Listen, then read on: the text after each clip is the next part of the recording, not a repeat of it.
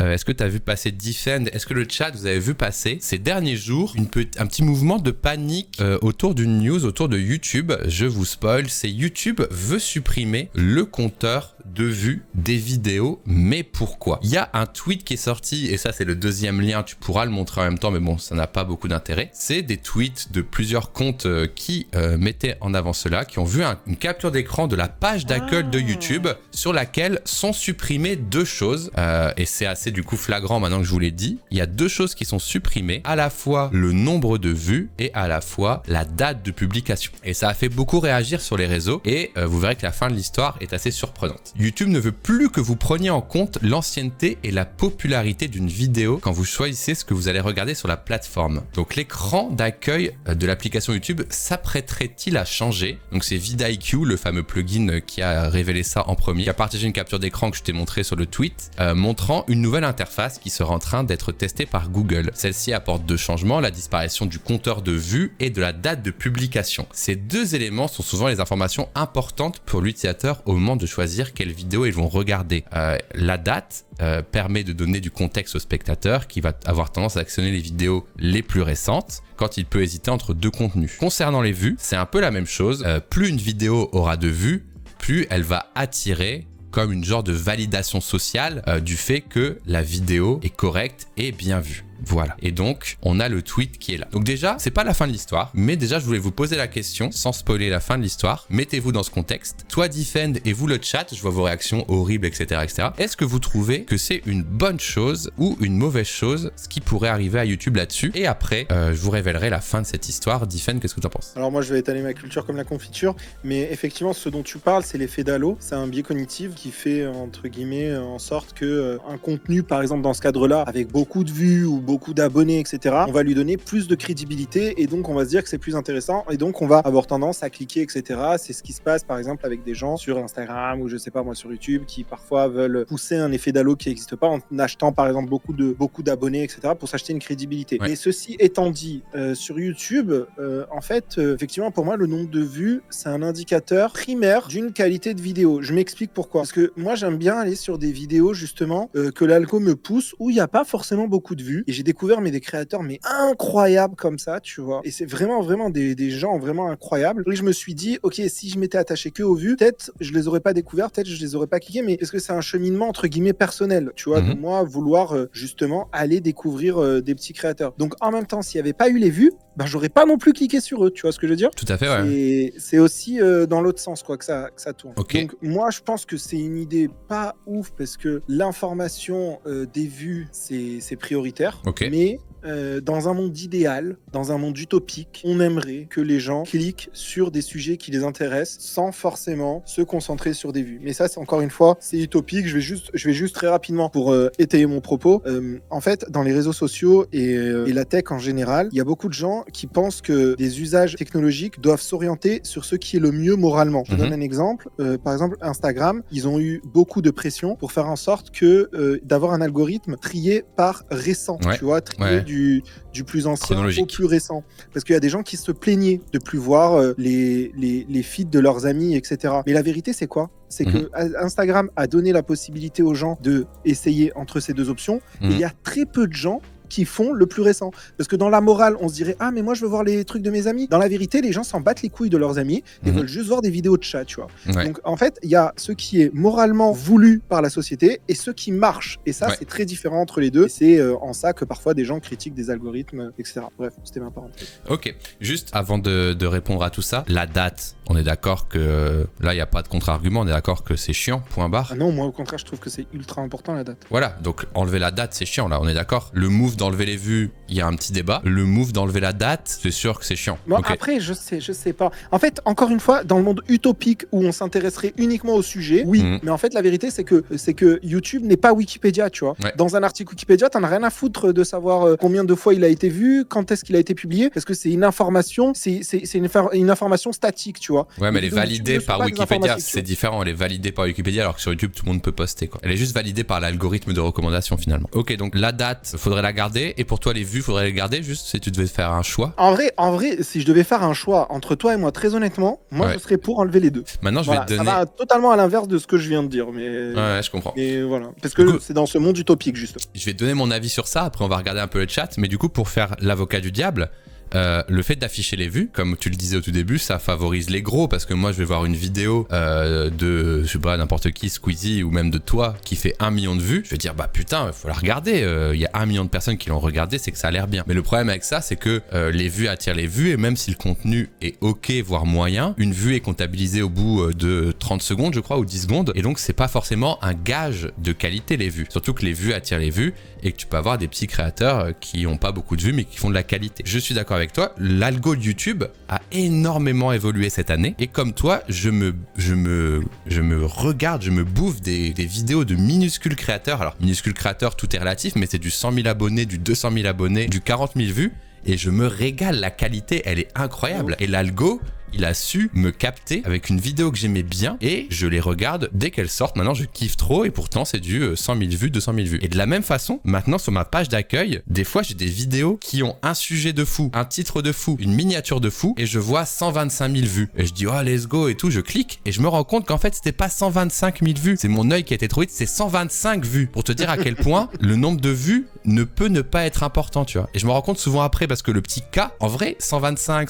000, quand tu regardes juste une belle miniature, un beau sujet, une belle intro, bah ça a plus d'importance. Donc ça, je trouve ça hyper intéressant de voir qu'en fait, il y a aussi cet algo qui est différent et qui te pousse à cliquer sur des choses nouvelles et qualitatives qui sont cachées dans des coins YouTube, tu vois. Et pour terminer, en rebondissant sur ces deux points, le fait que les vues attirent les vues, mais que c'est peut-être juste des gens qui cliquent parce qu'ils voient qu'il y a beaucoup de vues, mais après ils s'en vont, et le fait de pousser des créateurs qui ont que 125 vues, comment ça arrive? Bah, je pense que c'est à cause d'une autre métrique intéressante. Et là, ça aurait été intéressant aussi que Hardisk abonde sur ça parce que entre nous trois, c'est lui qui est le plus renseigné. C'est le watch time, je pense. Et du coup, l'algo de YouTube, il est en train de kiffer le watch time. Donc, le watch time, c'est le nombre de minutes et d'heures que les gens regardent votre vidéo. Donc par exemple, quel est le moins populaire jeu Mario dans l'exemple? Peut-être qu'il a que 1000 vues, mais tous les gens qui l'ont regardé dans les 1000 vues, ils ont tous regardé 100% de la vidéo. Ce qui fait que algorithmiquement pour YouTube, c'est un banger. Problème, on ne peut pas afficher sur une page d'accueil, cette vidéo a fait 4000 heures de vues. On peut pas afficher sur une page d'accueil, cette vidéo est regardée en moyenne 90% de la vidéo. On va préférer 100 000 vues, 1 million de vues. Et je pense que c'est là le problème de se dire, est-ce que afficher le nombre de vues c'est bien ou pas bien?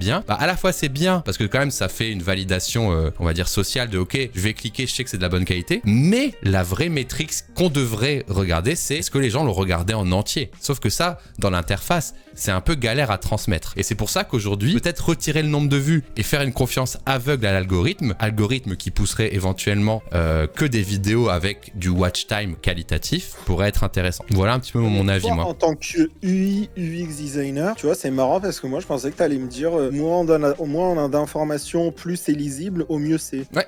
Du coup, en un sens, moi je suis pour la suppression des vues aussi, de part de mon expérience d'avoir cliqué sur des trucs à 125 vues en croyant que c'était 125 000 vues, tellement le sujet, l'intro et la miniature me plaisaient. Donc là je suis d'accord avec toi, mais je voulais aussi dire que dans les coulisses, je sais que c'est parce qu'elles ont un bon watch time, même si elles ont été vues par 50 personnes, les 50 personnes ont cliqué puis regardé en entier. Et c'est pour ça que l'algo nous pousse ça, quoi. Donc voilà, quelqu'un dit dans le chat, faudrait donner un score de visionnage. Parce que toi t'es youtubeur. Ouais, parce que moi je connais, bien sûr. Bah oui. Mais les gens normaux, quand on leur dit on enlève les vues, ils aiment pas. Parce qu'ils ont besoin de se dire, attends, est-ce que je vais perdre mon temps à cliquer, à regarder, en fait c'est nul, tu vois. Ils aiment pas cette surprise, tu vois. Donc mais soit tu fais... Vrai, le truc du watch time, je pense que t'as grave raison. Ouais, c'est sûr, c'est sûr. Après, je sais pas ce que t'en penses, mais tu vois, moi, quand j'ai commencé YouTube, peut-être on a commencé YouTube au même moment, ouais. Mais généralement, tu vois, quand j'ai commencé YouTube, il y avait beaucoup de vidéos de 8 minutes, 10 minutes. Aujourd'hui, des vidéos YouTube, gros, c'est 15, 20... Ouais. 30 minutes, 40 minutes, ouais. Tu vois, et en fait je pense que justement, moi je l'ai vu par exemple sur ma dernière vidéo, genre j'ai un watch time gros en moyenne les gens regardaient la vidéo 22 minutes, tu vois. Ouais, c'est ça, et c'est ça qui est important. Propulsé dans les étoiles en fait, tu vois. Bah ouais, parce que si tu fais une vidéo de 10 minutes, beaucoup de vues, tu vois. Ce sera 10 minutes. En fait, moi genre il suffit de faire une vidéo un peu plus longue que celle d'avant. Du coup, ton watch time augmente. Du coup, YouTube aime bien parce que les gens restent sur YouTube. En fait, ils s'en foutent que. C'est pas au pourcentage, c'est vraiment. Ouais. Voilà, au nombre de minutes. Donc c'est un tout. Et c'est pour ça que je vous le dis, je pense que les vues ne sont plus une bonne métrique, mais que afficher un watch time pour l'utilisateur qui n'est pas youtubeur, ça n'a aucun sens. I turn this comment into a copy pasta. Regardez 1 milliard d'heures, c'est beaucoup, c'est pas beaucoup. Cette vidéo a été regardée en moyenne 32%. Ouais, c'est pas assez clair. Enfin, tu vois, ça sert à rien de le mettre. Donc dans ce sens-là, enlever les vues peut être intéressant. Vous en pensez quoi le chat un petit peu avant que je vous révèle la fin de cette actu, parce qu'il y a un petit rebondissement. Et en tout cas, la date, on est tous d'accord que la date c'est quand même cool, dans le sens où les premiers exemples, quel est le moins bon jeu Mario? Si la vidéo est sortie en 2010 ou en 2020 ou en 2024, bah la vidéo n'a plus le même sens. Donc là on est d'accord que c'est un peu cata. Mais sinon globalement sur les vues, En vrai, je trouve ça intéressant. je veux aussi rajouter juste un truc. Ouais, vas-y. Je pense qu'il a jamais été aussi facile qu'actuellement de lancer une chaîne sur YouTube. Ah oui, c'est ça. Vu la tête de l'algorithme, etc. Je pense que si les gens qui veulent se lancer sur YouTube là et qui ont une passion et qui veulent en informer d'autres gens, c'est le meilleur moment. Actuellement, vu la tête de l'algo qui va favoriser du watch time et tout. Ouais, carrément. Bah maintenant, quand tu fais de la qualité, c'est toujours montré à des gens. Et moi, je tombe sur des petites chaînes et je me dis, mais ouais, en fait, c'est qualitatif et le gars débarque, quoi, c'est cool.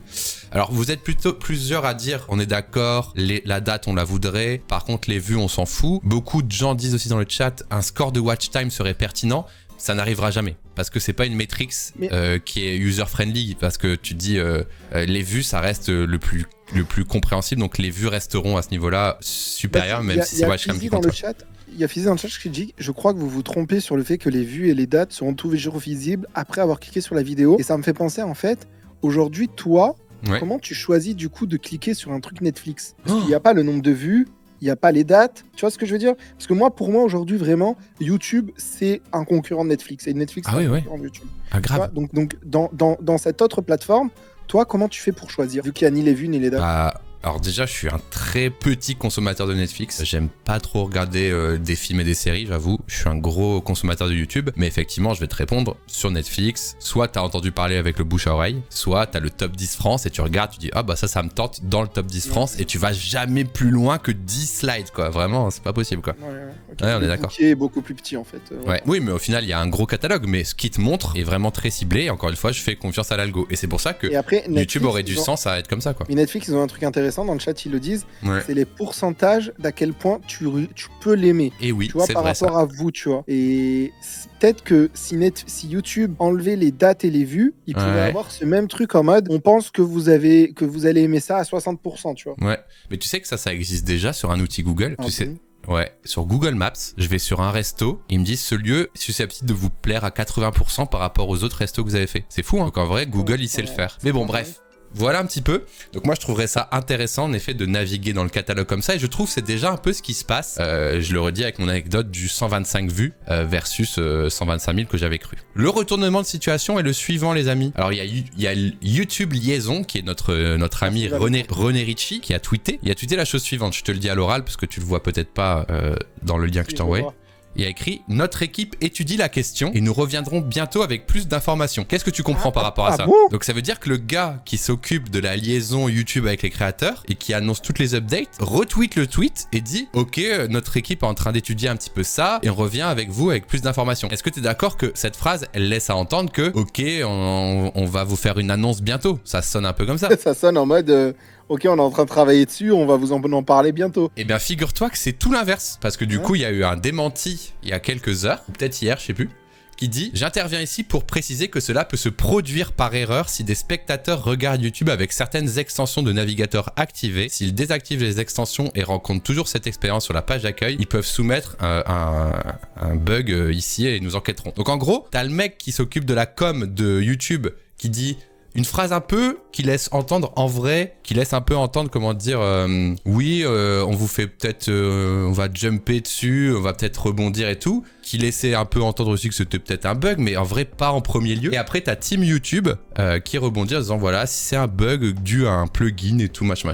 Alors est-ce que vous y croyez ou pas? Est-ce que c'est une feature de YouTube qui a été un peu droppée trop tôt, ou est-ce que c'est vraiment un bug? En tout cas, moi ça m'a soulevé plein de questions intéressantes autour de comment on consomme le catalogue YouTube aujourd'hui. Voilà. C'est ultra intéressant, ne serait-ce que d'un point de vue réseaux sociaux, tu vois. C'est-à-dire, on a d'un côté Instagram qui, pour des raisons, bref, qui sont malheureusement très négatives, avait penché il y y a longtemps. Je pense que tu sais pourquoi ils avaient penché au début sur le fait d'enlever les likes, tu sais, sur Instagram, parce qu'il y a eu, il y a eu des cas un peu tragiques. Ils ont laissé la possibilité aux gens de cacher leurs likes ou de les afficher. Aujourd'hui, cacher les likes, la plupart du temps, c'est devenu un outil formidable pour des gens qui achètent des nombres d'abonnés et qui ne veulent pas montrer leur taux d'engagement. Mais bon, ça, c'est un autre problème. Et de l'autre côté, on a Twitter X qui a dit, nous, on va vous montrer combien de fois les gens ont vu.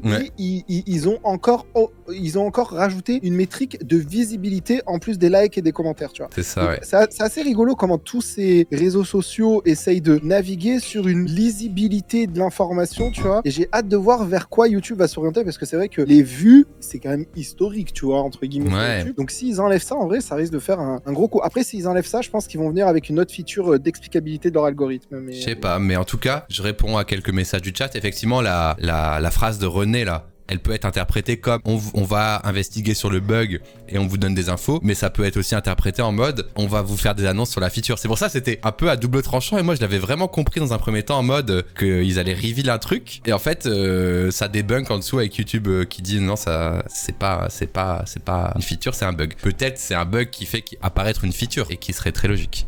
Et donc pour conclure, l'algo a bien changé et moi je suis capable de regarder des vidéos avec très peu de vues et très peu d'abonnés et de tomber sur des pépites, et donc ça m'étonnerait pas de voir ce genre de choses apparaître, comme tu l'as dit, Defend sur Netflix ou sur la télé. Dans tous les cas, on n'a pas le nombre de vues, on a plutôt des recommandations de correspondance. Voilà. Et juste pour pousser la discussion jusqu'au bout, sur la dernière plateforme, les gens dans le chat, est-ce que vous allez sur un live en fonction du nombre de personnes? Ah, les lives, mec, c'est complètement différent. Ah ouais, pourquoi?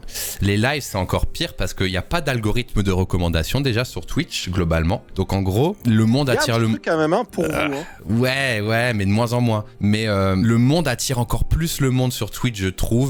Parce que imagine, il y a 200 personnes chez Defend et il y a 800 personnes chez Defend. Le jour où je joue à 800, je vais cliquer, je vais dire putain, il doit faire un truc, tu vois. Ah, FOMO. Il doit faire un truc différent où il se passe un truc trop cool. Et des fois, je vois 200, je me dis il doit coder, et du coup, j'ai moins le truc d'aller voir absolument. Donc sur Twitch, c'est encore différent parce que à chaque seconde qui passe, le contenu change, alors que YouTube, tu peux dire ok, 1 million de vues, je regarderai demain, il y en aura peut-être 2 millions et je regarderai la vidéo, tu vois, c'est pas pareil. Ouais, sur Twitch, il y a un FOMO exacerbé, c'est ce que tu veux dire. Ouais, c'est pas exactement pareil. Et en plus, sur Twitch, il n'y a pas d'algo de recommandation, donc tu peux pas te dire le live qui est passé le 31 mai 2022, il va m'être proposé parce que je suis en train de me renseigner sur l'IA et du coup, cet ancien live, il y a pas longtemps, il me sera proposé, tu vois. Donc non, Twitch, c'est pas comparable malheureusement. C'est encore un autre très long débat, mais ouais.